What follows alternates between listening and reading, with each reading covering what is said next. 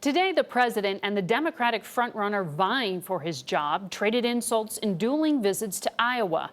This as a new Quinnipiac University poll gives Joe Biden a 13-point lead nationally over President Trump. Ed O'Keefe reports the Trump campaign has a reason to be worried. I believe that Trump poses a fundamental threat to America.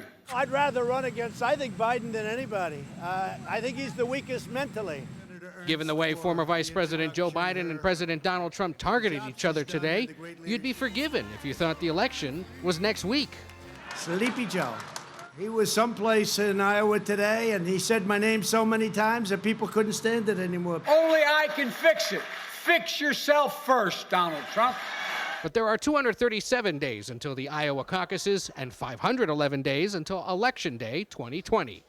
One reason for the early action? CBS News has learned that internal Trump campaign polling shows Biden leading the president in several key states Mr. Trump will need to keep the White House, including Florida, North Carolina, and Arizona.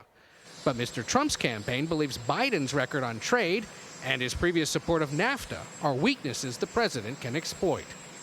Joe Biden thought that China was not a competitor of ours. Joe Biden is a dummy. Iowa farmers have been crushed by his tariff war with China. Among Iowa Democrats, Biden remains the favorite. Today, the former vice president dismissed the early surveys. I see all these polls they get given to me. They don't mean a thing right now. This is a marathon.